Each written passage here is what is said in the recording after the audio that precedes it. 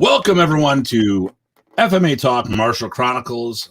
I am your host, Datu Tim, and my co-host, Taz here. All right. So, little technical difficulties. We've got remote people logging in and computers updating. And, hey, why should it be any different than our normal fun experience? Okay. So we have our guest sitting in the wing, so he's actually going to be listening in. But I want to touch base about a couple things. If you can hear us, please let us know that the sound is doing well and all this other stuff. Like I said, we've got a couple little issues that we are working out. I want to make sure it's all good to go. But please, as always, everybody just give us a little holler. I want to thank our hosts, our sponsors, the Arnis University, as well as Vulpes Training Blades. So let's get into this. The last show, it was 2 weeks ago. We had a weekend off with the holiday and stuff. But the last show, there was a couple mixed signals here, and I want to let everyone know something. First of all, today is our 8th show. I think this is our 8th show. We haven't had guests every single time, and we've been very organic with this. And we have up until today, we have not had a set of questions that we have sent to our guests. I had some people say, well, it didn't look like you guys planned it out. I go, we never plan it out. we want this to be raw and organic, and we innovate as we go. Really in the theme of modern Arnis. It's all about it. You can innovate, baby. And here's Frank. Frank right now. Hey, sounds good. Thanks, Frank. And Jeremy, as always, how you doing? So, the conversation, there was a lot of good information, and it did bring up a topic and an issue, not an issue, but a misunderstanding. We did an episode a couple shows ago about modern Arnis being the most misunderstood of the Filipino systems, and sometimes more misunderstood by the people doing it. And sometimes when we talk about things, we don't necessarily articulate ourselves in the way that are on the same terms as others. So I want to reiterate something that we discussed with Frank, and just it's a viewpoint here. So I asked about, I asked people, what do you do for open hand combatives when it comes to our system? Now, what I'm not talking about is the open hand interpretation of Sinwalis or the disarms and stuff of that nature, police. What I really want to know is, what do you do for striking? Because modern Arnis, is that you? Are you typing? No, I don't know what the popping is. I was hoping I was the only one hearing it. It's our guest who I just muted. Oh, no, it's not. Let me see. Huh.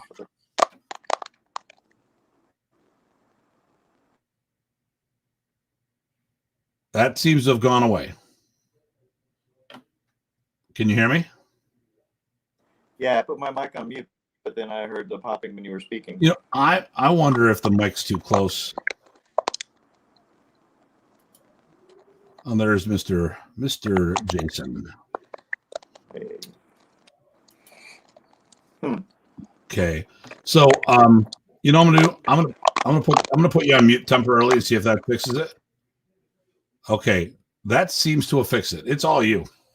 If you can get your computer logged in, that might go. So I'm gonna say my thing, and then we'll go from there. So modern Arnis has open hand combatives in it, and I'm not talking how to interpret what we do. What I'm talking about is, do you teach punching and kicking in your system? Because if you look at modern Arnis, since it was taught in a seminar platform and a camp platform, a lot of people came from karate and taekwondo or fill in the blank, and professor wouldn't teach them how to punch and kick. I came from a full-time modern Arnis school. We put a lot of time in punching and kicking, and at bare minimum, taking the moves from the forms and deconstructing them alone would get it. So, my question when I ask people this, and I'll make sure I reiterate for future discussions, including today with our guest, what are you doing for your open hand elements? Are you doing, for punching and kicking and because if you look at modern Arnis from the forms alone, and drills like Sinwali boxing, you would have jab, cross, hook, uppercut. You'd have inward elbow. We'd have upward elbow. I think maybe downward elbow. You've got reverse punch, knife hand chop, knife hands, hammers, and you've got front kick, back kick, side kick, and at least inward crescent kick when you do some of the forms like Anya Nim, or no, Anya Nim? No, Anya Wallo. So the thing here is, do you have a program? Do you have a class, a program, and or are you teaching us a full-blown system, as a self-sufficient, or are you doing more of the art within your art mindset when it comes to the open hand combatives and saying, listen, you've come from something else. We're not going to focus on the traps, and we're going to show you, or the open hands, we might show you how to do the unarmed interpretation of the weapon movements, but we're going to rely on your open hand combatives from your base system. So these are the kind of things that we were talking about. Now and having obviously we weren't on the same page, which is good because it was a learning opportunity. A mistake or a miscue is an opportunity to learn from things and see where we could do a better job. Like Ty was in a conversation with me and someone else. We were talking about generations, like what generation of student were you?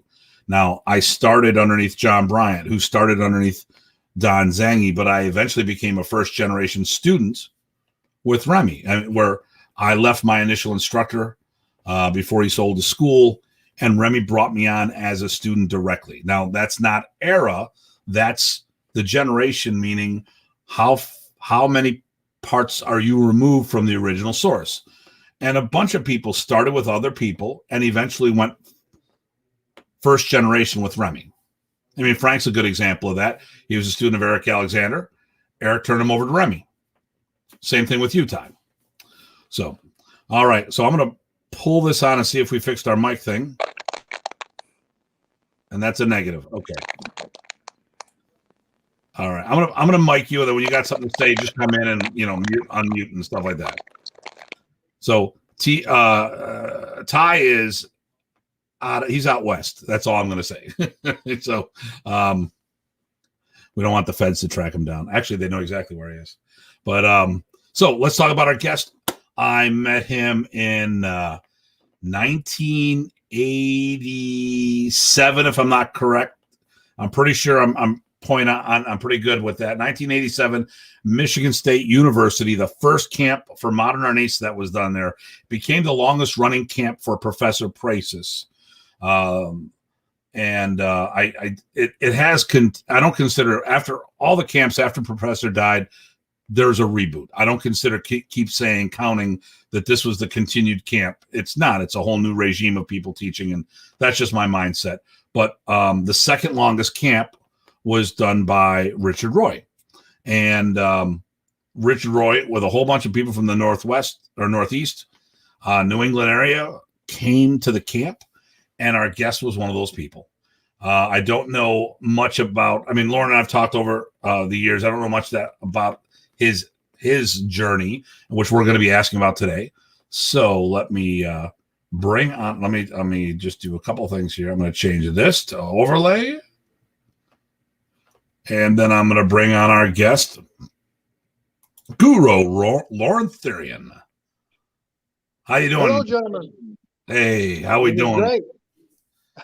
Good. I like your logo there. That's a nice patch or crest. Well, thank you. If I get it the right angle here. It's the other side.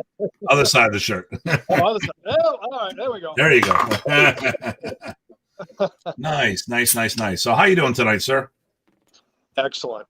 Thank you for having me on the show. And PG Ty, I've never met you, so it is a pleasure. Did you ever meet Eric Alexander? Yes, I did. Well, Ty is one of his top students. Yep. Yeah, Eric was a great guy. I've met him maybe once or twice in the camps in here in New England. And he pops on the show periodically too, so we're still trying to get him to be a guest. Excellent. Don't know how tech savvy he is. Can't be worse than me. Hey, you made it on the show, so that's not bad, right? Yeah, that's true. True. So there you go. So I'm doing a couple things on my end. Like I said, Ty's going to be chiming in, but he's going to stay off camera temporarily or off mic temporarily, and just until he asks questions because we're having technical difficulties. So we're trying to step up and figure this stuff out for remote stuff. But I am opening up my questions. So like I said, and it was kind of funny. Like I've got a flashlight. So if anyone thinks it's an interrogation, that happens when this happens. Hurry on the third.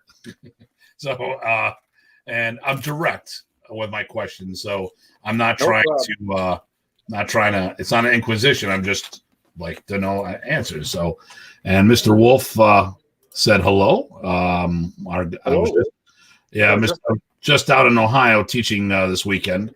I did a little lightsaber fighting, a little steel saber fighting, and then I did a seminar. So that and the seminar was over at Mr. Wolf. So it was it was a fun weekend. So let's get into some things. So Lorne, I mean, we've known each other, but we've really never talked about your journey. So that's what I want to do today. There's a lot of people who have contributed to the Modern Arnis community throughout the years, and we're trying to get them all on the show, or as many of them on the show, to tell their story, because we all have stories that others don't, and it's nice for historical, and it's also nice nostalgia wise, remembering the old man. And so my first question is, when did you get involved in martial arts? I got involved in martial arts 14 years old. Okay. At 10 years old, I was a victim of 3 kidnapping attempts, as well as an attempted murder. And that was by 10 years old. So from 10 to 14, I read a lot of, I don't know if you remember the old Bruce Tegner books. Yeah. It used to be karate, judo, jiu-jitsu, so I don't call that, the actual training, but that was the drive, self-preservation mode. And from there, at 14, I got into judo, the YMCA, Shaolin Kempo karate, was followed after that. And then there's just a long list. Okay. From then on. So, so then and really the crux of it is like, how did that end up into Modern Arnis? How did you find yourself involved in the system? And hello, Terrell, by the way. Terrell. Ty's got me saying your name wrong. 1988, I believe, is when we met. We met in Michigan. In 1987, I attended a seminar with Professor. I went to the camp in 1987. That particular camp was a very long camp. That was a 7-day Modern Arnis camp, and that was followed by the 4-day small circle jiu-jitsu camp. Oh, wow. So it was 11 days long. Was that in Philadelphia? No, that was here. That was here in David Hoffman put that on. Oh, wow. Yep. So that was the first. I was the only one at that particular time period to take both the 7-day Modern Arnis camp as well as the 4-day small circle jiu-jitsu camp. I love both guys, Grandmaster Wally J and Professor. They're just like we all say, it was just something you felt, and it became lifelong, So that's where it started. In 88, Professor told me to go out to Michigan to take the black belt test. So me and you took our test together. And I actually have the photo here, and I'm sure you do too. I'm sitting behind you. I'm the one with the big nose, and you're the one with the karate headband on. And probably big Yeah, hair. I know. Wipe the face, but Yeah, and actually, I haven't. probably very big hair. Oh man, no, actually, I don't have that. If there's any way you can get a copy of that, you know. Sure. Yep. Oh, that's pretty cool. So yeah, that was 1988. As you remember, that was a very hot and it was a tough test. Oh my God. Very hot. Probably the toughest test that I was on. Yeah, I mean of Professor's test. So that really is what started it. In '87, after I took the camp, me and Professor, well, like again, I don't want to be any different than anybody else. There was a connection there, and I started going to Beverly, going up to see him, and used to help him, put his back then it was the VHS tapes, help put the sleeves in, and this was at David Hoffman's place when he was living with David Hoffman. Mm-hmm. So this went on, quite regularly. So I had a good early start with Professor. Okay. And still in the 80s, started following Professor around wherever he went. Started to, help him out with a lot of the seminars. I was hooked. Yeah, that's how it started. And you started directly with him, or? Yes. Okay. Yeah. Started directly with Professor. Excellent. Mm-hmm. Now, so what was the final rank you had with Professor? I got it here. It was Lacan Lima. It was, see it here, April 5th, 98. If I can angle that right. Okay. Nice. I received my Lacan Lima, and then I happened to, Professor was staying with me at the time. And I drove him to Connecticut, and that is when he gave Brian, is it Zelinsky? Is it? Zelinsky. Yes. Yep. He gave him his 5th degree. Okay. I drove him there because he was staying with me. Okay. So yeah. Now, did you have a school, or is this more private or personal development? What were you doing? I had a school at the time. I had a school from 1990 till 2004 in Attleboro, Massachusetts. Okay. That was called, originally started with Modern Warrior Academy. That was the name of the studio. Then I shut down due to an illness, autoimmune disease. I got sick. Recovered that year. Continued to teach privately, and opened up another school in 2007. Okay, that was in Rhode Island. From 2007 to 2012, and then after that, since then I've been doing private lessons and groups. Okay. Nice. So you got any questions while hopefully the audio has worked out? No, it's still popping, but the computer's about ready to come up, so I'll log in. Okay. All right. Cool. And as always, we have Billy logging in from the Philippines watching our show, which is always nice. We've got a pretty robust group. Like we have, Frank is from Connecticut. Jeremy is from Northern Ontario. Jason Farnsworth, Ohio. Mr. Wolf's from Ohio. Terrell's in from Maryland. And then Billy from Manila. There you go. Wow, all over. Yeah, and there's other people watching. We have people who are going to be watching on Facebook Live versus YouTube and stuff like that. So, and as usual, everyone, please, make sure you like, subscribe. Oh, and here we go. Todd, who's actually logging in underneath his actual name from Kentucky, which is a third world country for those who don't realize that. But and Todd actually this weekend came to the seminar, and he's one of my virtual students. drove up to Ohio and earned his blue belt this weekend. So congratulations there. Congratulations. Yeah. So I've got, like I said, while that computer is getting there, I've got my list of questions. So so we know that you became a Lacan Lima.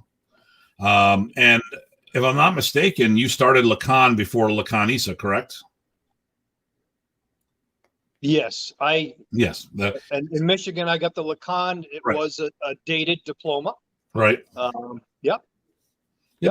Yeah. So, I mean, there's a lot of misnomers about Lacans and Dayang playing. They think that it's a probationary belt. And, I know when any belt can be probationary. I remember Professor promoted a bunch of people at that camp to probationary black belt and were told to wear the 3rd degree brown, and others were given a plain Lacan that were allowed to wear the black, which I was one of them. And when I did the last camp that I co-hosted in Buffalo, we had several guys get their Lacans, and one person in particular got a probationary Lacan. But some people didn't. Some people were promoted directly to ISA, and there's a misnomer that rank didn't exist. Now, it was a typo. I do know that initially, but Professor stuck with it. Mm-hmm. So did you produce any black belts for Professor? For Professor, no. Okay. No. Only for myself. Yeah. 22 with the Arnis. And so you have 20, which was been the next question. So, and you produced, is that post Professor or while he was around with us, or? That was both. Okay. Yep. All right. Yeah. Okay. Okay. I gotta let him back in. Let's see if this works. Is that better, Ty? No sound problems, but my picture is horrible. Whatever. It's a work computer. Well, I mean, it's okay. Hey, how's your face feeling there, Ty? Because it's killing me. No. I'll turn off the light. I got some sound thing going. I got one more thing to shut down, and then I'm ready to go. But let me put it on mute for now. So then you answered my next question. I'm actually going through all of these so I can be systematic because, I don't want to be accused of not being prepared. Yours is actually the one I'm the most prepared on. Well, I mean, as far as written rules out there or written questions. And yes, Ty says, Jeremy says it sounds better, Ty. Okay. Yeah, actually, that might be better. Even though we get glare off your glasses, but that's okay. That's all good. You can't win. You just can't win. No, you can't. That's okay. Frank turned on a light the other weekend. It was behind him, so we couldn't see his face. I mean, we do this thing all the time, so we know. I mean, I've got lights set up in my studio specifically for this, and I've been, evolving them as time has gone on. So, but I mean, it's been. I started raw, and I'm refining over time. And if you've only done this once or twice, I mean, how do you know it's supposed to be done right? So, so let's see here. I'm looking at this. I want to move this question up because I want it somewhere else. So let me ask you this. How do you teach modern Arnis? Do you teach as a standalone? As a standalone. Very good. Now, I know you heard what I talked about in the initial part. So, because, so what are you doing for open hand punching and kicking? Are you relying on another system, or did you deconstruct the elements from the forms and stuff of that nature? Well, what I did was in the 80s, I started training in Kali, the JKD Kali, Okay. and I picked up on the Punong and Punong Guro. So I added that to the system, as well as the Thai boxing that I picked up. And then I kind of built from there. So that's really what I get into. Of course, it's evolved a lot, through the years from the 80s. But that's what I prefer for striking. Okay. All right. So you've brought things from, outside the system to enhance it there. Yes. But it's permanently inside. It's not, hey, I've got a Kempo class that you're doing or a karate class or Taekwondo class, and then go there to learn this. You've just you teach FMA and Professor incorporated stuff from other systems. You've continued that theme. Yeah. Like here, if I show you, I got the this is the FMA. Whoops, I don't know what angle I'm at. Okay, yeah, I can sort of, There we go. All right, yeah, that's my JKD Kali. I was a JKD Kali instructor under Paul Vunak. Okay.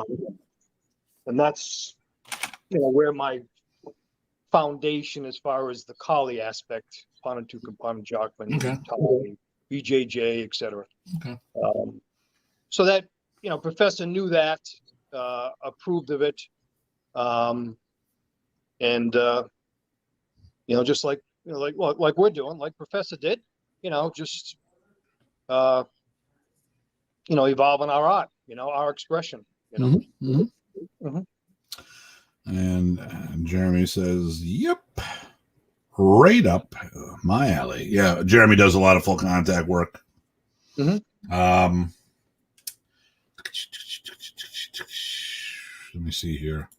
So, Ty, we ready? I guess. So what do you got? What do you got from Lorne?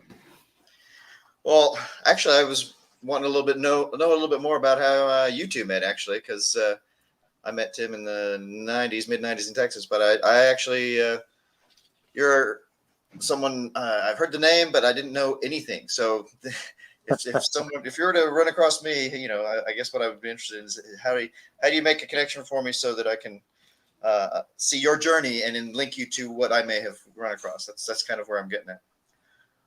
Well, like me and Tim was talking, we met through the years at different seminars. Actually, even as Kempo Joe said, we're a small circle jiu-jitsu with Professor Wally J. Me and Tim, through the years had definitely, been at the same places. Yeah, I mean, we met at the Michigan summer camp, and like I said, I don't like talking about the small circle stuff because I don't want to give people an impression that I do more that I don't. I mean, although Leon, they were doing a big 3 at Chaz Terry's, and Leon was helping his father, and actually the two of them had come on a tour a couple times. One time they were through Buffalo, so I took Leon out dancing one night with a crew, and we went out for food and stuff. So I was familiar with the J family, but and Leon's like, when it comes to Wally's portion, he goes, "You should go out and help." Oh, I don't do this. Well, what do you do? I go modern East. He goes, "It's all the same. Get out there." I'm like, okay, yeah, all right. but a lot of times, Wally remembered me because a local guy had me drive him around for a seminar before I knew what the connection was, and I'm filming the seminar, and I'm like this, and all of a sudden I'm still like, is he just doing backwards throw? Yeah, I had no clue who Wally J was because we didn't really have the internet back then. And next thing you know, blah, blah, blah, blah, blah, I'm like, this is all my shit. And then I started hanging out more and more, but I didn't officially train it, although I did get a lot of time. And Lauren and I met a bunch of these events, but I don't claim it because I mean, could I get rank in the system? I probably could. I mean, if you're a decent modern and East player, you've got a lot of the fundamentals. But I wasn't, and I wasn't doing karate or taekwondo. I would do everything that Remy taught, and Remy taught a big portion of small circle. It's just, Remy was, Wally was like Droopy Dog, where you made me mad, and he spun you around and hardly moved. And Remy was the Tasmanian Devil. So we did all the same moves with a completely different body expression. And I mean, I started changing the way I do my disarms because of the small circle concept that Wally was doing, and a lot of these things that Lauren and I were at. We neither one of us were hosting Remy to my knowledge officially, at that time because we didn't have to take care of the financial burden. So we would drop in at Richard Roy's or something, or whether it be a seminar there or the camp. I mean, I've been to Richard's camp a couple times, and I'm assuming that's one of the camps that you probably camped out at that one a lot. The picture in Professor's memorial. Yeah. In the back, in the far left, the guy with the mustache. There you go. And hair. Yeah. Well, and then that one I didn't have the bandana on. I had. No, you didn't. I just had big hair. I've seen some of those pictures. I must have seen you in them. So one of the things that's funny is people have been doing things with Professor. They often overlapped on different camps, or at least they knew of other camps. So I knew of other camps in the States. I was only stuck in the Texas and around that region in the 90s. But so if you guys met at, I guess, a Michigan camp, I was trying to figure out kind of what other camps did you sort of hang out with or frequent, or what were your main go-to camps if you were doing camps or seminars, if there were regular seminars. I just wondered sort of what regions did you kind of cover so that maybe others can also see where they might have overlapped with you. The camps, the original David Hartman camps, when they first started out here. And then when Richard Roy took over, I continued to attend those camps. There was the year of the test, 1988. Professor told me to go out to Michigan, so that's when I went out to Michigan. Other than that, it was New England camps that I attended, and Richard Roy being the host.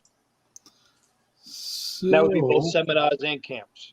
Boom. Nice. Okay, here we go. Oh, there you go.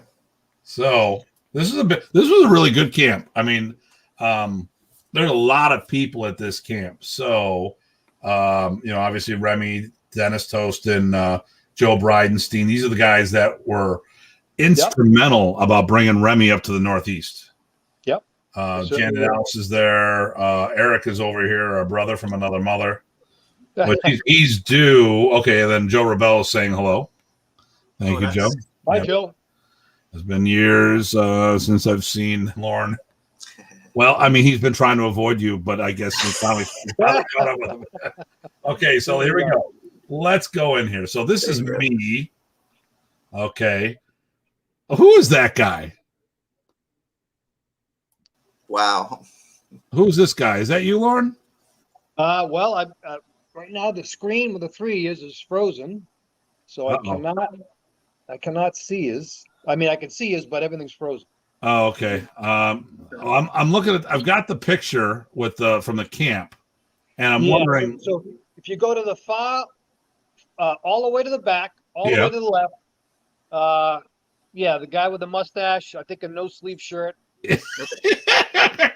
Yeah. Nice. Yeah, it's exactly who I picked out. And so let me tell you about Jesse Dwyer is okay. I got to get off of this screen because I have too many screens going. Jesse Dwyer is laughing his butt off. Nice. So I'm going to take this out. But I'm going to give you a little. Okay, I got all these different configurations here. Let me see what other things I can do here with my screen. No, there we go. That's an okay one. I don't like that one. So I remember the test in Michigan. Now, first of all, the Michigan test, there was a couple different places you would do it, but we were doing it in the gymnasium. Eventually, he went into the classrooms, which were much better ventilation and stuff like that. Yes. Yeah, the gymnasium was tough. It was tough to breathe. Well, that they had one gentleman that had to be taken out. He was, I don't know if it was heat, heat stroke or whatever, but it was hot. So we're done with the test. Lorne takes his shirt off and wrings it out. I remember specifically, like, yeah, that guy right there. Yeah. Oh my God. Oh, and he just look at this shirt. Damn. Because it was okay. It was a brutal test, and I'm not going to say it was brutal because we were beating the snot out of each other. Because I don't think it was overly tough that way. No. But the heat and the humidity. It was 98 degrees, I think it was. It was in a college gymnasium. Nice. Yeah, in a college gymnasium. Unfortunately, MSU is not known for basketball. No. But they have a full size indoor air conditioned football stadium practice field, which is amazing, and it's really nice and dry and clean in there and very cool. But we didn't have access to that. We had the basketball court. But I think after the third year, we ended up in the classrooms, and that was made such a huge difference. Still was rough, but the only thing that was tougher is when I went to the original Arnis Village, and Rodel the Guck had a obstacle course that you went through, hitting things. So I go through it in 15 minutes, and I literally think I'm going to die. I think I'm going to black out. My kidneys are killing me. I'm beginning to get tunnel vision. So there's an American that's always there when we're there. I'm like, what the hell? He's always. I mean, every time we go, he's hanging out, and I'm like, what the hell are you doing here? Oh, I was flying. I came back. Okay, whatever. All right. And we're talking about this. So how long does this course usually take? 3 hours. What? So why didn't someone try to keep me from killing myself? But that was the only thing that I found in modern that was physically harder. That my Kuntao test, which I cannot talk about because what happens in the Kuntao world stays in the Kuntao world. At least that's what I've been told. Understood. That one they just tried to break me. But I mean, it was a phenomenal test. People busted their ass. Was that the one where the guy had his sling on because he almost cut his arm off? Or was that the following camp? I'm not remembering that. It could have happened. It may have been. A lot of little things happened there. I know that the ambulance had came. Yeah. But yeah, it's so. not remembering it. All right. So you got to give us. I mean, we know that. So did you ever go down to Michael Bates's area and Dennis Tostin's and all that down in Philly? No, never been to Philly. What about Dwayne Rainier's over at in Harrisburg, PA? That was the gentleman that does Kung Fu, correct? Yes. Yes. I had been with him on a few occasions. Nice gentleman, very knowledgeable. I believe it was the Pai Lum Kung Fu, I think. I think you're right. Yeah. He hosted 2 winter camps for Remy and a couple seminars. Mm-hmm. So I went to the two winter camps. I don't know if you were at. I don't think you were at either one of those, but I know Brian Z was at one of them at least. It was. I got around to a few. I went down to Georgia. Oh yeah. And that was Bobby Quinn. Bob Quinn. Okay, so we were probably there too because. Yep. I was at 2 of the camps there and a couple of the seminars. Yeah, I like Bobby. I miss Bobby. That was a shame. Yep. And isn't he tied in with you as well, Ty? Bob Quinn, doesn't he have a connection to Eric somehow? I think there's a connection to Eric, but I actually don't know that. I think either Frank talked about it or when I was talking with Eric. Hey Frank, if you're still listening, were you classmates with is he in Kempo? So I don't know was he classmates in Kempo with you, and there was an Arnis connection there or whatnot. I'm not sure, but if you're listening, please chime in. See, this is the cool thing. This is why I like the show because this is being archived on 2 different YouTube channels, so people can watch this anytime they want. They can watch it in smaller pieces, and there's phenomenal little kernels. Little nuggets of gold that we don't always get access to. And we're asking we all have a connection. So we all knew Eric. Yep. And I mean, there's another person that brings us together another way. And we all knew the old man. Tell you what, it's a little bit like it's a little bit like we were talking about looking at the techniques and the material and the source material when we look at other styles that are related, like what Remy studied. There's also this little archaeology you get from connections when we look at the past. Frank learned, okay, in Arnis. Okay, so Frank there. And then Joe Rebello, David Everett was okay, yep. All right, so this is the time I'm going to log off for a moment or just turn my camera off. Andrew Goodwin, hello. I come off the floor to run the class to get this going. So I just need to go out lock the door so no one walks in and stuff like that. So, and You then, got hey, it. my brother from another mother's here, Rich. I got a lot of brothers. My mother's very busy. your Oh, other from one. another mother. My bad. That's right. So I'm going to log out I'll be able to hear you guys. I'm just going to turn my camera off and stuff. Oh, we'll Okay. stop talking. We won't talk about you then. No, but this is good. It's nice to meet you because you all the people that were doing well advanced long before I started are the connections and the not just in terms of people but also material and cross connections, right? The connections you had that might have been connections. It's all that's interesting to me, and that's what I was talking about, sort of connection to Well, definitely. anthropology, right? Looking back at how we are all connected, not just through Remy, of course. Exactly. So that's why I'm going to geek out sometimes every once in a while. But I think I might have missed a couple things, or I'm not sure what Tim has already asked. But I was also wondering, since you're still teaching now, right? Yes. I teach Still private teaching now? private lessons in groups. Yeah. Okay, both just Modernese or everything else you do. Yes, it's full circle Arnis Demana, which is my expression of modern Arnis. Okay, right. So I can't read. Okay, if I could read your thing, then I would see that. Yes. Okay, I could just barely see it. I got a frozen screen in front of me, so I'm Okay. hoping you can see me. I can see you. Yep. And your camera seems to be working fine, so it must be a display problem. Yeah, it must be. It's frozen, so I'm going to try to stay centered. Well, and I apologize for starting out. So this is the comedy of errors thing. So about 2 hours before we started, that's when my work computer decided to go, oh, we're going to upgrade you to an old Windows patch, and it took 2 hours to do it, plus whatever it was getting the show started. So I was on my phone, and it was comedy of errors, and I was meant to look through a few things and get more prepared, but that's okay. We can go random. Yeah, no worries. There you go. So, gosh, that means you've been doing Modernese for almost 40 years. Is that right? Or more? I think I've been teaching it for 34 years. Okay. So yeah, it's been a while. Nice. Yep. Nice. It's been going. I mean, when we say that, you say 34 years, and it's Right. like, I'm sure you feel the same way. It's like, seems like 5 years, but right. Well, I mean, I can just take a look in the mirror and know that it hasn't been 5 years. That's right. Exactly. Well, and you're right. I mean, it doesn't feel like so long. Let's say I think I started Arnis, 91. So, Yep. and shortly after that, Remy said you will start a club. So, teaching is all relative. Yep. What do you mean by teaching? Well, I started a club because he told me to, and he would do that. You remember the stories, right? You will do this. Oh, yeah. I guess I will.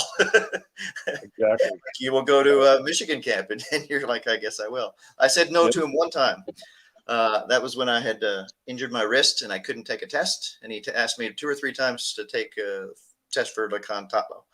I did not want to phone it in with my wrist that was still recovering. Can't probably see the scar, but I had 2 surgeries there. And so I said, I thought I'd always get to him later and, do it justice, right? That never happened. That was the only time I said, not so much. Everything else is, as he would tell you you're doing something. It wasn't a question, right? Yeah, we always agreed. Yeah. Yep. So along those lines, you got any favorite stories that sort of give the insights you'd like to share, at least with, or maybe with your relationship with him for training? Yes, there's a lot of stories. I guess it's funny when you mention that. It makes me think of, we were at a camp, and I believe this was professor was stopping in at a small circle jiu-jitsu camp, and I was outside teaching some gunting with the blade, and this was maybe 90, 91, 92, and professor didn't know that I had a full contact match 2 days before that, and I had 2 broken ribs. And so professor seen me doing the gunting, and then my nick, he called me Lawrence of Arabia, or Lawrence. That was my name. Nice amongst the many. So he goes, Lawrence, what are you doing? And I go, oh geez, and I was doing good thing with the blade, and he comes over and he starts having me, punch in. Well, I wasn't going to say, because we're always very respectful to Professor. I wasn't going to say, Professor, I got 2 broken ribs, So I just didn't say a thing, and I punched in over and over and over and over, and it was, thrown to the ground, thrown to the ground, thrown to the ground, thrown to the ground, and I just kept, gritting it, and after it was all over, and in fact, who was there? I think Bram Frank was there at the time, or one of the guys, a couple of the guys that were regular at that time period. They were there, and they knew I had broken ribs too, because I had mentioned it. But as we were going away, and I was walking away with Professor, and I said, Professor, I'm going to tell you now. Professor, I had 2 broken ribs. Lawrence, why didn't you tell me? So that's just one of those things, like you said, that we just, out of respect, Professor tells us to do something, we do it, and Professor certainly wouldn't never hurt anybody if he, on purpose. It was my fault for not speaking up. So yeah, so that's one of the stories, but certainly I wouldn't say it was one of the funny times, but it just it depends on what what you. It's funny now, right? Yeah, we're all laughing, so I mean, it could have been that bad. Yeah. Hey, so Frank just asked a comment. Do you know how Hoffman met Professor? I want to say that he met him in Pennsylvania. Probably those 2-week-long camps. Yes, because I was going to David's regularly, 87, 88, because he was with Professor, stayed with Dave for quite some time. And Beverly is not that far from me, probably 1 hour. So yeah, I'm pretty sure I remember him mentioning Pennsylvania. Yeah, a lot of the guys, they started. That was the second camp. The first camp was the West Virginia camp in '83, and that was a one-off camp. Another group took it over after Professor left, but then I think it was Joe Bridenstine brought him up to Philly, and the first 2 years were 2-week-long camps. So they had beginners camp, and then an advanced camp. And the one camp actually, I don't know whatever happened to it, and I got to ask her because Ty and I know her. Cynthia Rothrock and George Chung were scheduled to be at the second week of one of those camps. So had I known that, I mean, we've had so many different occasions to talk to Cynthia. I would have asked her. But I'm pretty sure that's where I thought it was the Philly camp. I mean, that was really the camp. I mean, the thing that started Remy on the East Coast was the West Virginia camp, but like I said, it was one off, and that's where Don Zangi, the guy who brought Modernies to Buffalo, he shot down to that camp, and then went from there. Then when I got on board, I think the Philly camps were over. I got people messaging me. I should have put that on mute. And well, I guess you're reading their private message then to you. Yeah, I got to. Some of this is the show, some of it's not. Gotcha. Let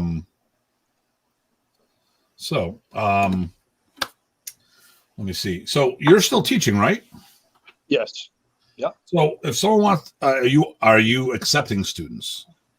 Yes, I teach privately, so I accept students privately. I'm comfortable doing that now. It's actually Professor that got me to where I feel very comfortable, especially this. Well, I'm sure you guys do it as well, and most Modernities players probably do. Is just getting outside and training outside. I mean, I just love it. So that's what I do. I love to teach outside, especially obviously in good weather, or teach by the beach, because me and Professor used to do some training by the beach. When he would stay with me.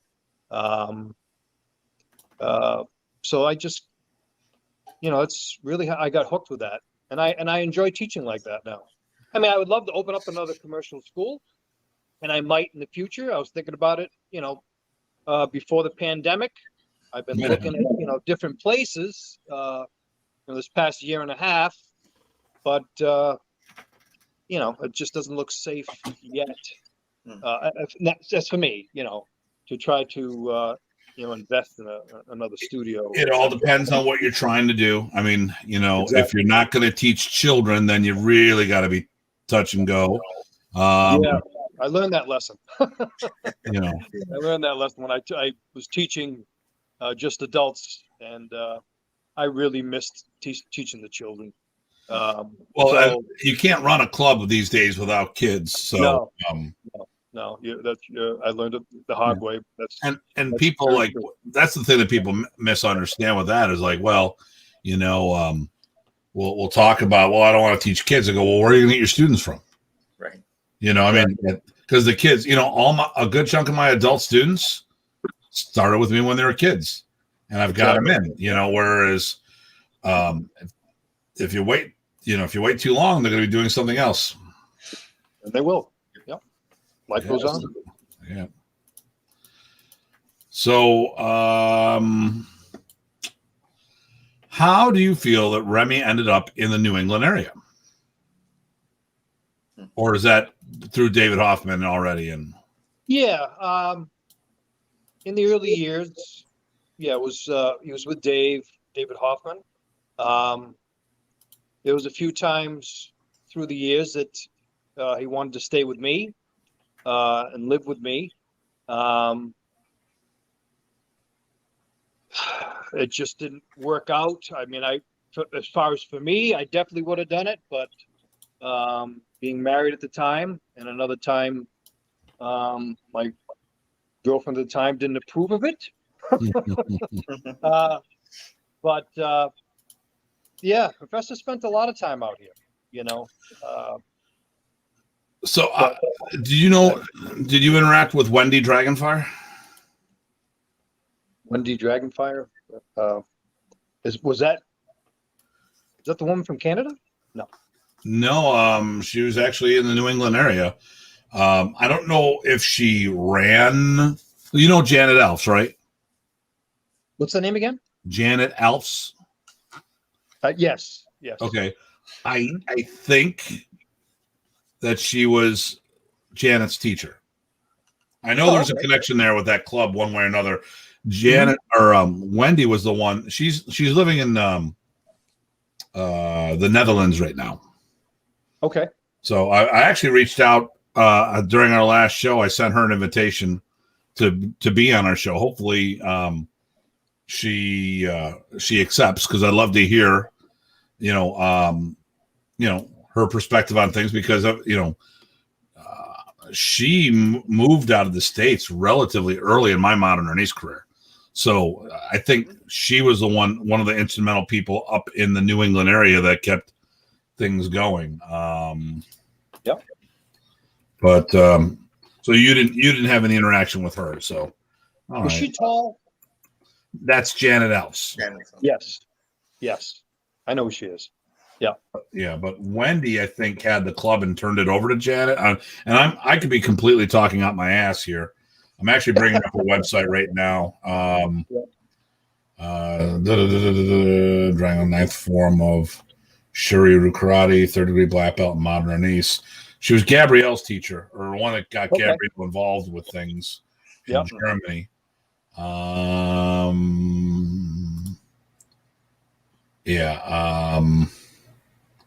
Trying to teach seminars. Yeah, I don't.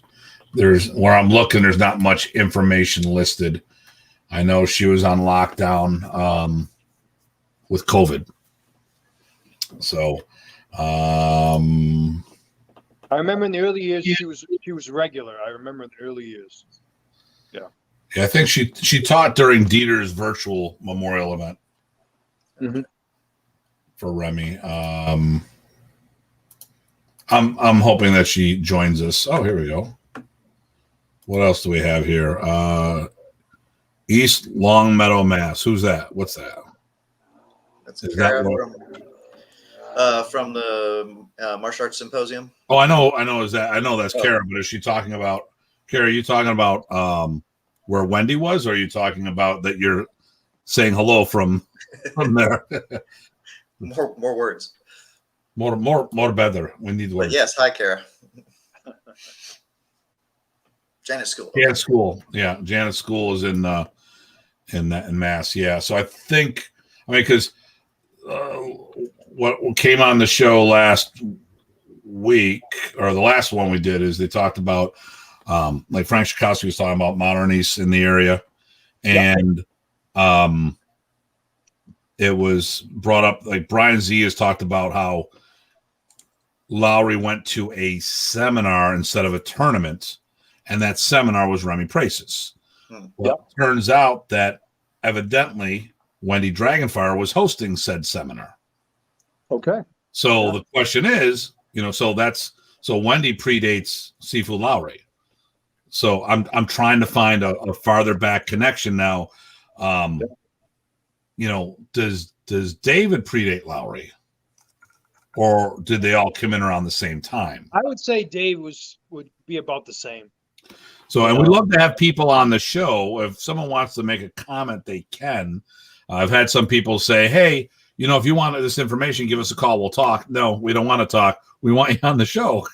We want you to share for everybody. If it's a one-liner, obviously you can just, if it's a one-liner, like I got an email from Carl Minkel when we talked about who was the first black belt in the East Coast. I always assumed it would be Joe Bridenstine because he was the one that helped facilitate Remy getting up into the Northeast. Yeah. And then it's like, no, Chris Syak. I'm like, and since he passed away, he's not even on my radar. And he had trained with both him and Tuan Gahe. And they tell a story. Evidently, the story is how Remy, or Chris's mother, kicked Remy and Leo out of the house and said, "Stop your damn arguing and work it out before you come back in the house. Right. Don't mess with the Filipinas. Never, never, never, never."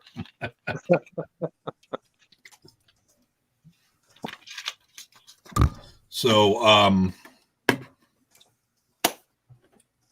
Ty, what do we got? We got some questions here. Well, let's see. I think you heard so far what we were talking about, right? Yeah, I had the speaker on so I could hear. Okay, I was really just catching up. I was just actually reaching out to someone else answering another question. Sorry, multitasking, right? With the show or something different? Well, actually reaching out to actually sort of your question about there's a person I was going to ask to get on the show. It just reminded me, so we'll see if we can get them. So we're always getting more people. Yeah. And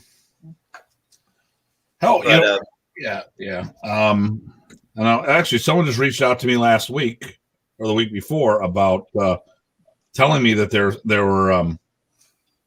were going to Richard Roy's club. I was like, oh, well, tell Richard I said hello. I was like, oh, no, he's snowbirding. The students are running it now, evidently, more than anything else. Yeah, I haven't seen Richard in years. Yeah. So where were you when Remy passed? So that was just before September 11th. It was 20 years ago, a couple of weeks now. It's funny, all these 20 years. Janice and Remy died on the 28th. Janice and I got in a huge car accident on the 5th or the 9th, and then September 11th happened. Yeah. Boom, boom, boom. So, did you have any warning about? I was with Professor when he was diagnosed. So I went over to the German camp to teach with him. I actually was teaching in England and went over with him. So I got a phone call from Remy's youngest daughter, and we were in communication. And she's like, "Yeah, he passed." I'm like, "Okay." Yeah. Were you in the loop? I was not. The last time I had Professor was coming out here in 2000. And it bothers me to this day because he had called to stay with me down in Plymouth, and it wasn't I wasn't in a position where I could have him come stay with me at that time period. Because he would come down and he'd have a lobster roll and we'd, you know, he loved it. In fact, I got pictures of him pushing my youngest son, you know, down in Plymouth, when he was just a baby. You know, now of course my youngest son is a second degree in the system, Lacan Delois. It bothers me to this day that I didn't know, you know, I mean, who's going to know that? You know, I mean, you never expect that, or else I would have done everything possible, you know, because he called and he wanted to come stay and you know, I couldn't make it work at that time period. So. Did you have any heads up before he passed, or you found out after? I found out after. Okay. And to put this in context so people understood what's going on, back then the internet had only been out for a couple of years for mass consumption. Maybe 30% of all homes had computers, which didn't mean they had internet. And when we had internet back then, it was mostly dial-up. And people were like, what the hell is dial-up? Yeah. You know, there was no fiber optics. There was no Wi-Fi. There were no pocket cell phones. They were in a suitcase. Yeah. You know, so really, to find out things, you had to pick up Black Belt Magazine, Inside Kung Fu, fill in the blanks. I mean, there were some news groups out there, but really there was it's not like it is now. Something happens now, the world knows about it. You know, back then, you know, I mean, so I remember 6 months after Professor died, it came up somewhere, and like, he's not dead. Yeah, he is. Well, until I see it in Black Belt Magazine. Well, you missed that episode. They talked about him. You know, and it's like, so were you teaching at this time, or was this when you're on one of your breaks? No, I was teaching at this time because he was out in 98.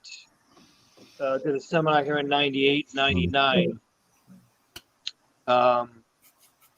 You know, and then again, he'd call me when he was in the area, or I'd come pick him up, like he would do, you know, to many of us.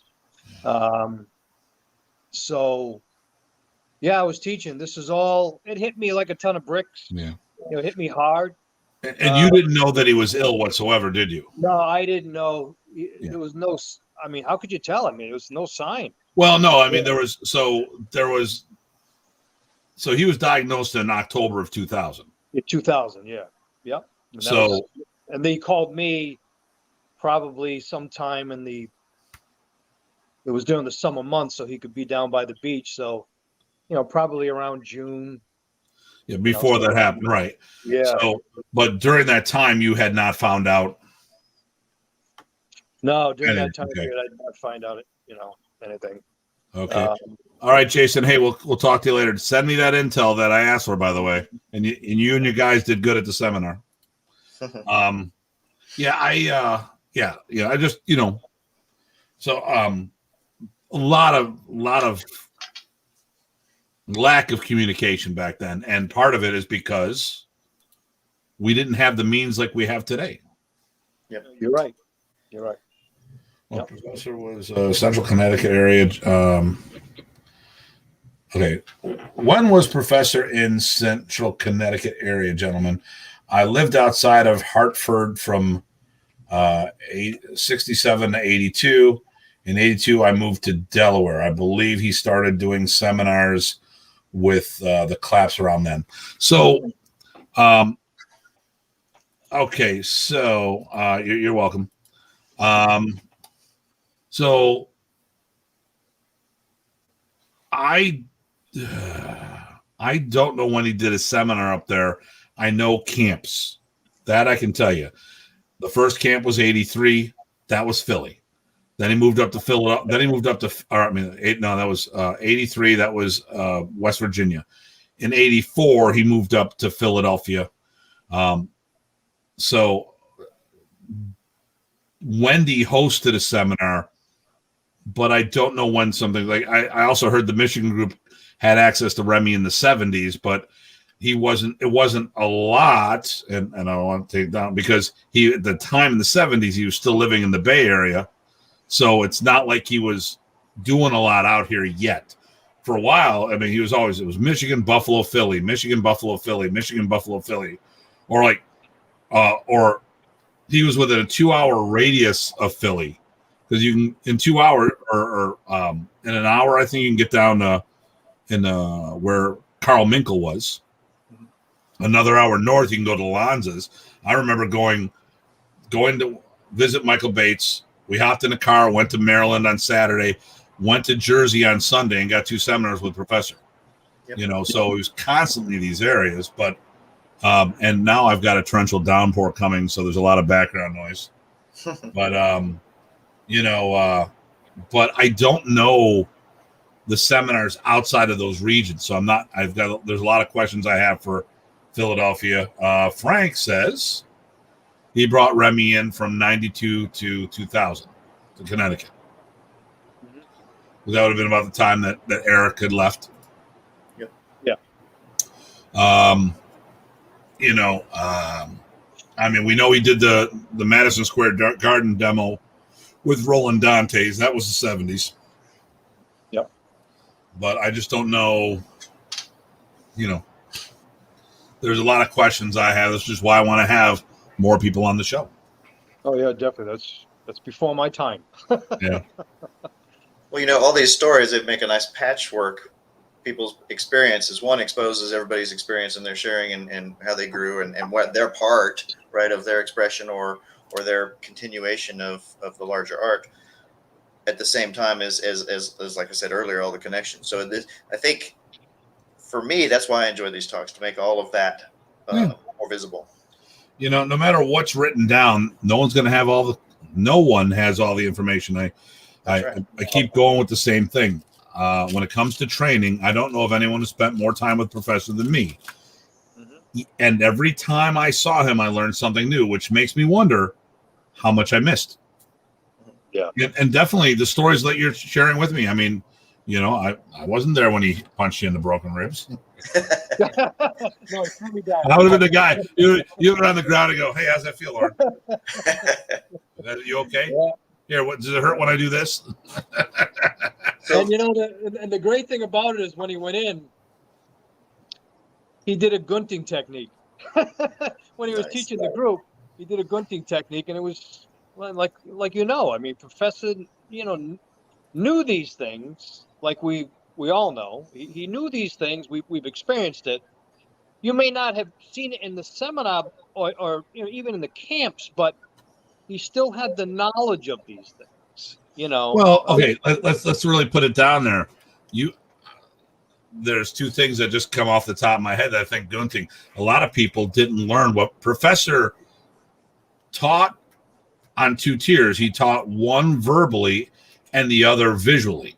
Yes. And a lot of people didn't get the visual because they were waiting for the audible. Because, as we know, martial arts in the States, when it started, you learned by rote. You did what Sensei told you, and you didn't innovate. You didn't do anything like that.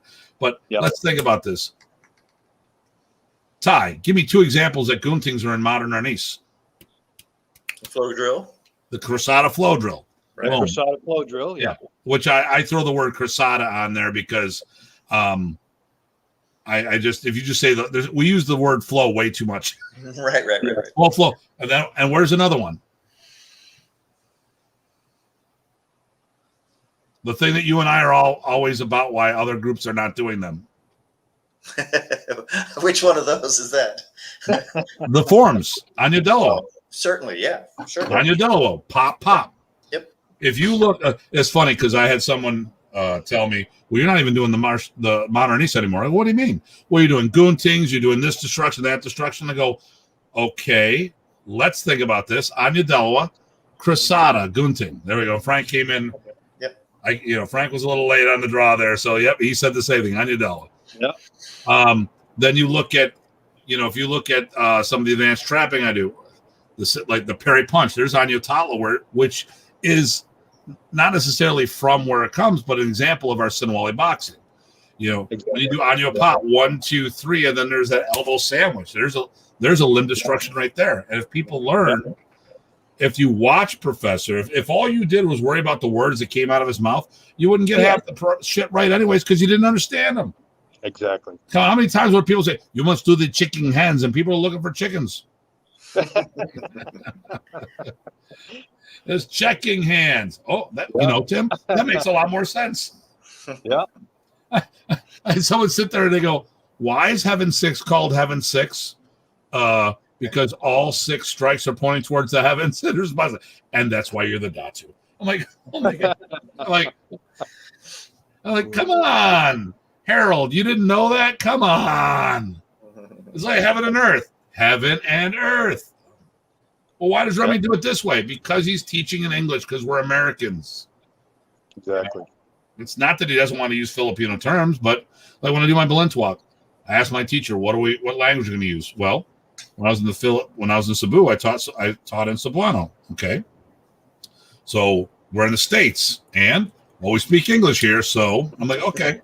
But there'd be a few words, trademark words that he would use, like tokasa, blig, and stuff of that nature. But a lot of the terms he would say, it'd be that. Okay, what do we got here? Good win. Brass check counter. Brass check. Is that like you check your brass and then you counter back? Must have been auto correct. Yeah. Obviously, block check counter. Brass block counter. Wow, that was a real one. Brass block counter. Okay. So, in the art, what is your favorite technique or groupings of techniques that we do inside of Remy's teaching? What's your favorite thing? Well, I would have to say the application of the Senwalis. I enjoyed that, and building upon that.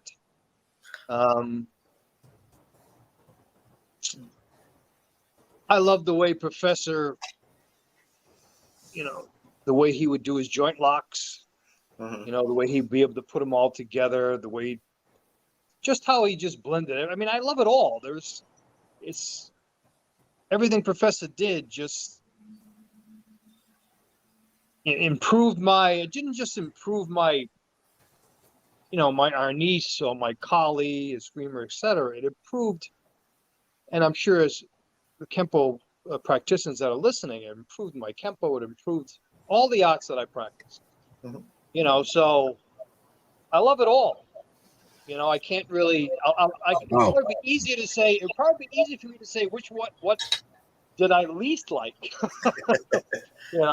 That'd be the easiest part. And I would have to say, and I know you're very good at it, the empty hand Anyos. Professor, whenever it came time, and I would get myself in trouble with this, but whenever it came time in the camps to do the empty hand Anyos, I would run.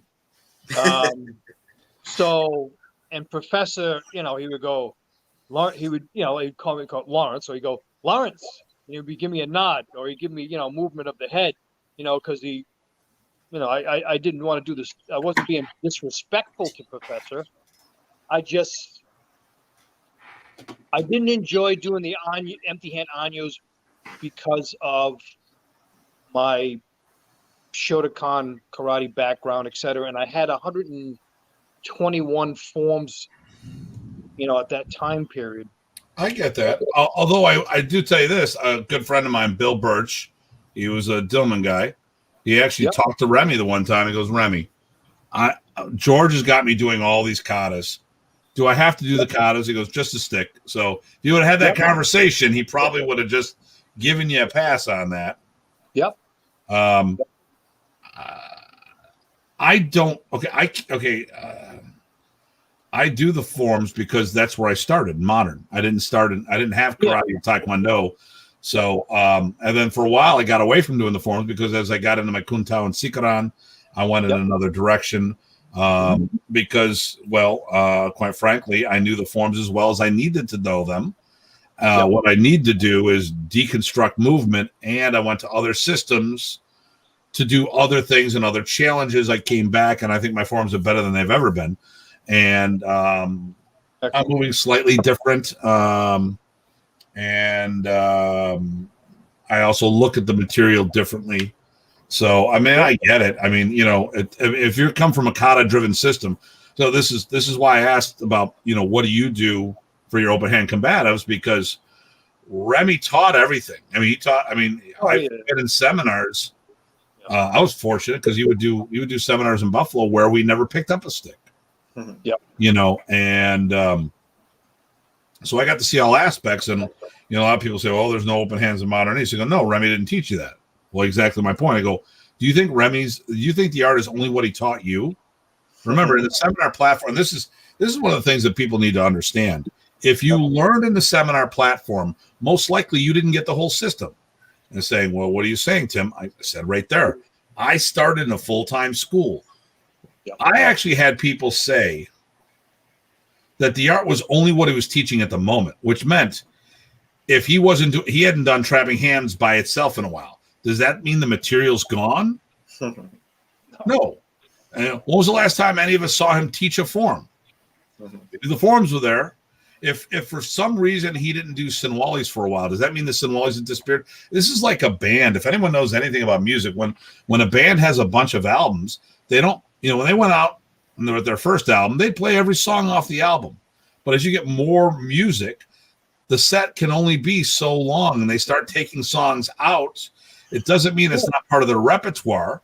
They pick the fans' favorites, and periodically they'll put something on the shelf and bring it out later because they're doing multiple tours.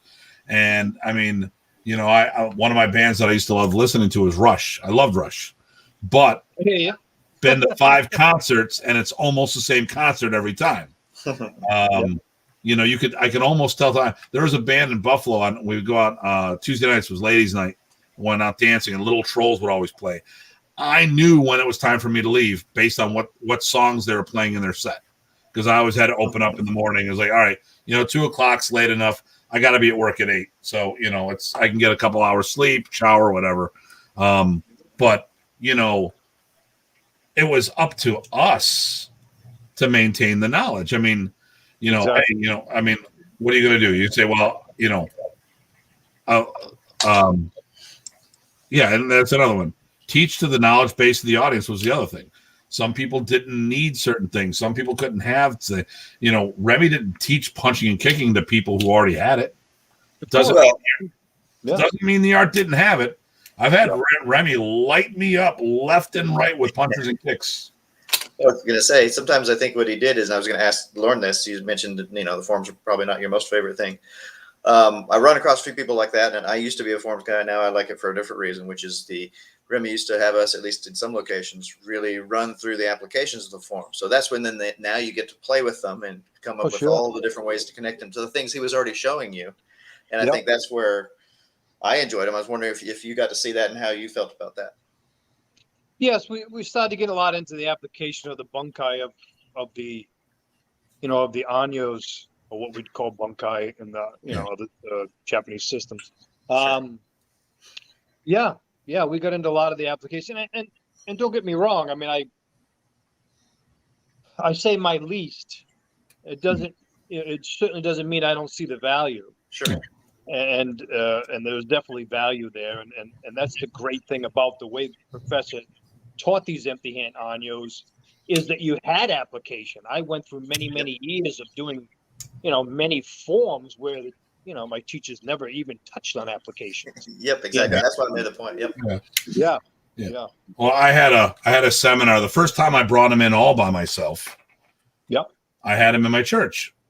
And when I went to seminars, I would bring 5 to 10 people on a regular basis. So I could make or break a seminar very easily. Because I'd also reach out to other friends. And, by the time I'm talking about my students, but I had an entourage that we'd all travel with and we went to seminars together. We could have 10 to 20 people crashing a seminar with all the clubs together, and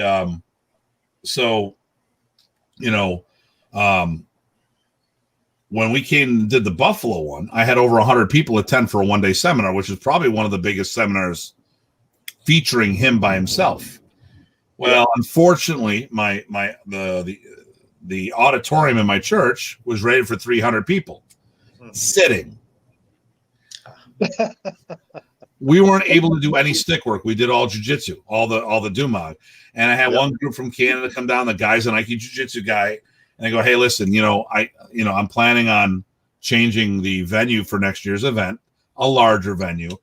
And every time we talked about it, he kept complaining about, well, we didn't do any stick. I'm like, come on, there was no room in there. How could I do this? How did I know? How would I have known that I would have had that much showing? Because I had probably 30 people register at the door. That's where you need the modern. See, modern, you no problem. You'd have the online registration talking about the things we don't have. Yep. Well, even there. Well, hey, I remember I had Remy and G together. They only taught together twice. Dr. G, Rabondo. I'm driving them to the place, and they're like, "So, how many people are attending?" Well, you're gonna get paid.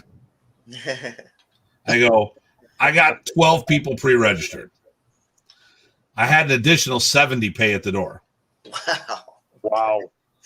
And that was another $15-20 a head. So it was good. but it was a nail biter. So you never know who's going to show up until they show. Yeah. So so it's a rough one. It's that was a much bigger facility, but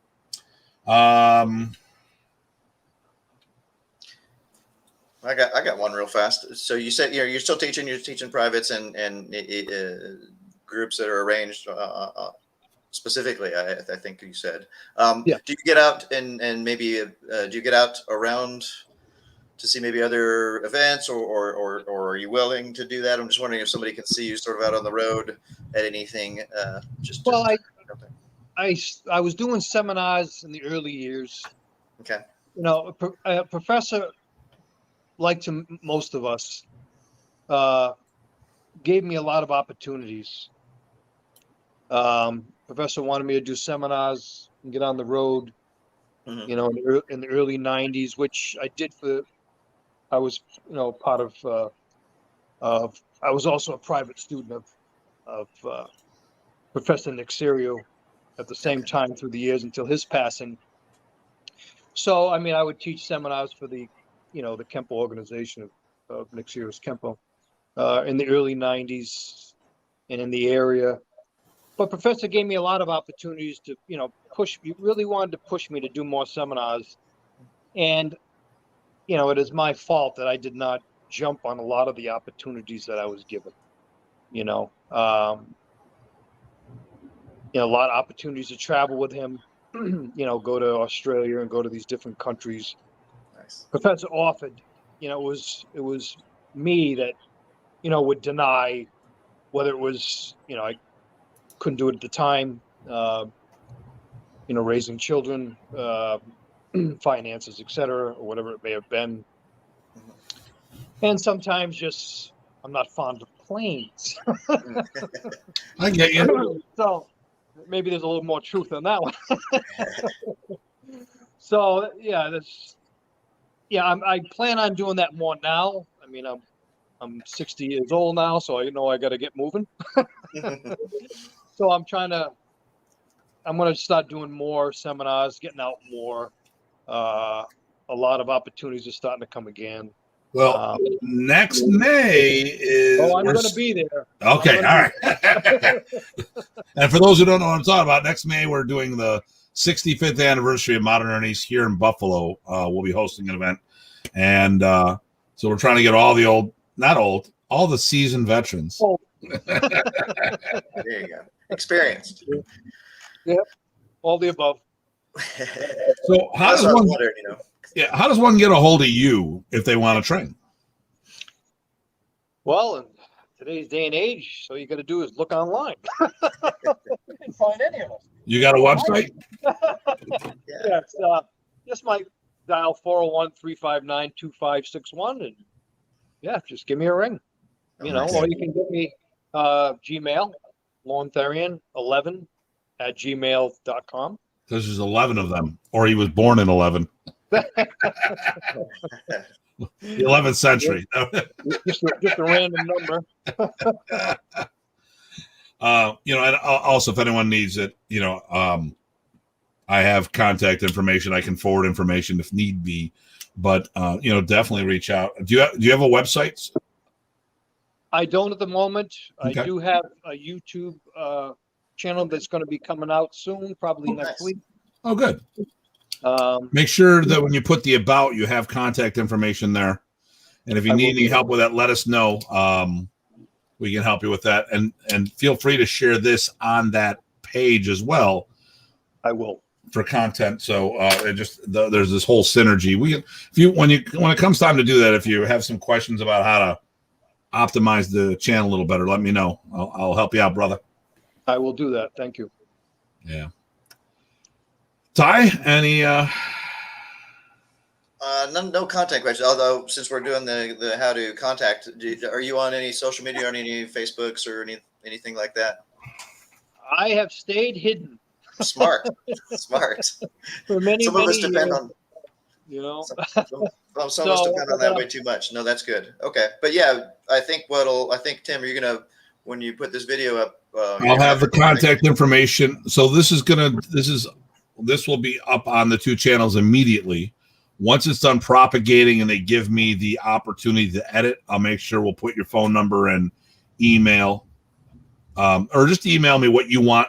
You email me what you want up there, and I'll put that underneath so they can do it. And if something where you got a website in the future, I can edit that at any time to put a link there. Thank you very much. I appreciate that. Thank you for being on the show. I mean, you've helped us fill in some gaps. Everybody that comes on is giving us. There's so many pieces. We don't know how many pieces of this puzzle are. That's the thing. Someone's just sitting there. We've got a puzzle. It fits in this suitcase. Okay. How many pieces are in it? We have no clue. What's it look like? We have no clue. But we're finding pieces, putting it back together, and there's a lot of cool stuff that's coming out of this.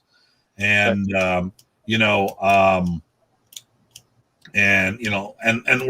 better. I mean, this was interview number 8, episode number 8, which means it's probably only interview 4 or 5.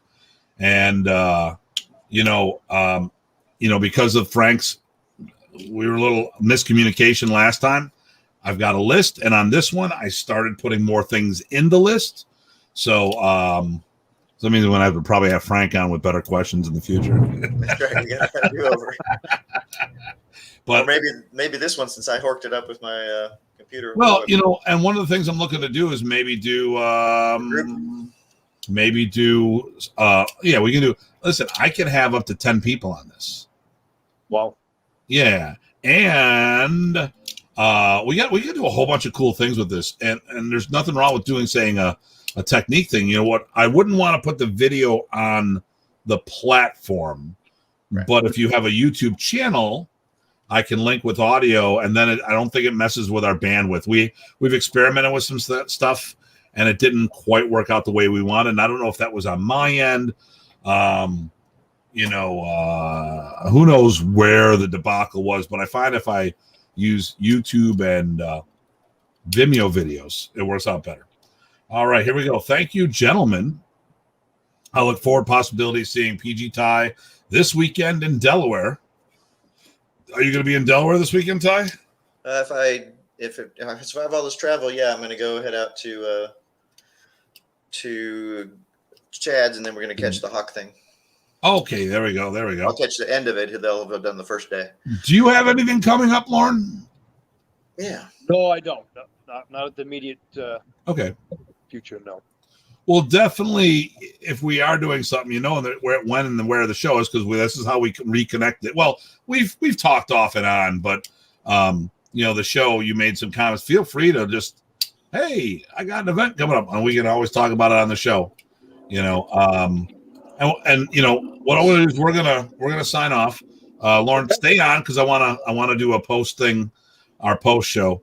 But I'm not staying up till 2:30 in the morning again. I got to take my dogs to the vets tomorrow, and I still have to work. Actually, the one time I'm doing it for my school. I got home at 2:15, and we were still talking. Oh, I'm not sure that was all me, but yeah. I'm not saying it was either. Hey, I just got a message from so-and-so. Really? You couldn't have told me that yesterday? Or yesterday being 2 hours beforehand. Right. All right. Jeez, I want to be tucked in by 10, guys. There you Okay, go. well, we missed that by 1 minute. So give us a minute here. And then we're gonna do our wrap up, and then we will talk to you in a few minutes. You got it. Okay, so he can still hear us, so let's not say bad things. He's laughing. I can see him on the screen right now. So there we go. We'll pop this out. So once again, this is episode 9 of the FMATalk Chronicles. Wow. Next week we've got I think it's Texas. I think we have Ed Kwan coming up, if I'm not mistaken. Let me look at the calendar. I'm pretty sure that's who it. Yes. So we have. Why does that say 10? That's not episode 10. Oh, it's supposed to. Oh, it is 10. Yeah. So episode 10, our 10th episode, Master Ed Kwan will be part of the show.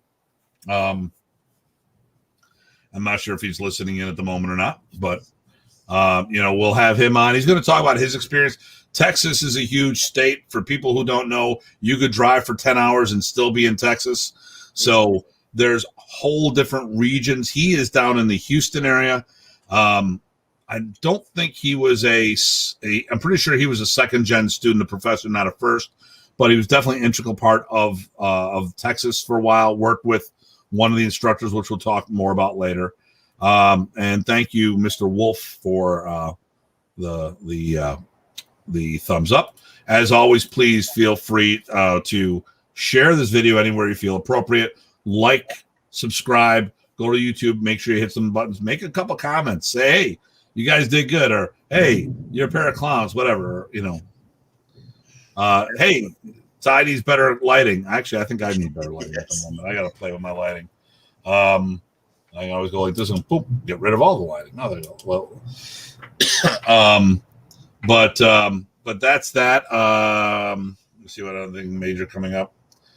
We're not sure about what's going on October. If we're not sure if we're doing something October 4th, because that would be the week we're supposed to be teaching with Sheepdog Combatives at the police academy. I'm not sure where I'm in on that. And it's also the weekend of the gathering in Reno. So that's going to be a crazy week. You can't do both? Yeah. And because it ends Thursday and then I'd be on a plane on Friday. Perfect. We are going to be closed down Columbus Day weekend. We still have a few guests here and there. We're in room for some stuff. I'm waiting to get some confirmation. We have most likely FMA or Modern East Chicago the last weekend of October. And when we talk about Modern East Buffalo on the 27th. So Ty is going to be taking point, talking to me. It's not about Tim Hartman. It's about Buffalo. And we had 11 different clubs in a small metro area. Amazing. So, pretty cool. So I don't got it. Well, you got anything coming up that you need to tell anyone about? I'm teaching on it doesn't Saturday. matter. We don't care. Never mind. There you go. It doesn't matter. It's do the rock thing. It doesn't matter what you do. That's exactly what I was doing. No, I'm teaching on Saturday in at the East, whatever, I forget which anniversary, but the annual East Coast gathering that the Chrysostomos hosts. Yes. That. Yep. So this Saturday's that, and it's also my Tappy hybrid seminar as well. Same day. I knew that there's something coming up. I'm attending that, but I'll see the recording. Yeah. Okay. All right. Well, I've got nothing else, so I will see you guys. We will see you guys next week. So this is Dr. Tim and PG Ty. We'll see you next week. All right. And you all stay safe and stay sane.